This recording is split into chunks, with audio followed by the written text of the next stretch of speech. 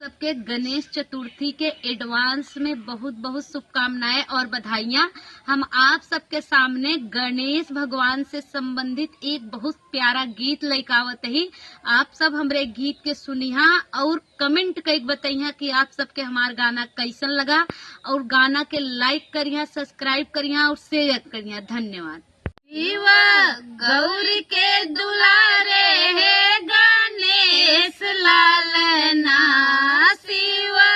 गौरी के दुलारे है गणेश लालना, आवा बेदिया पधारा रिधि सिद्धि संगना, आवा बेदिया पधारा रिधि सिद्धि संगना, माला फूल दूरावा कपूर धूप बतिया, चौमुख दिया ना जले ओ सारी रतिया, माला फूल दूरावा कपूर धूप बतिया, चौमुख दिया ना जले ओ सारी रतिया, तोहरे आवन से मैं के घरे आंगना, तोहरे आवन से मैं के घरे आंगना, शिव गौरी के दुलारे है गणेश लालना, शिव गौरी के दुलारे है गणेश लालना, मुठ तिलक पीताम्बर सोहे,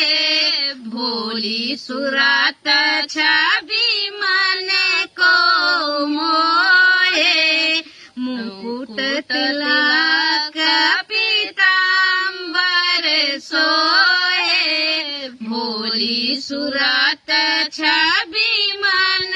को मोहे, गोल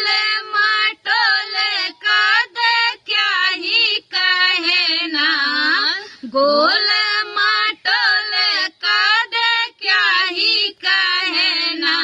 शिव गौरी के दुलारे है गणेश लालना,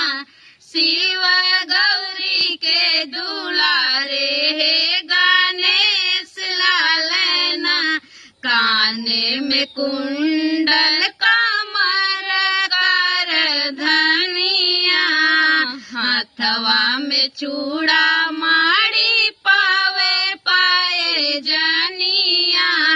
काने में कुंडल कमर कर धनिया, हाथवा में चूड़ा माड़ी पावे पाए जनिया, बदन चमके आगे फीको गहना, बदन चमके आगे फीको गहना, आवा बेदिया पधारा रिधि सिद्धि संगना, आवा बेदिया पधारा रिधि सिद्धि संगना, शिव गौरी के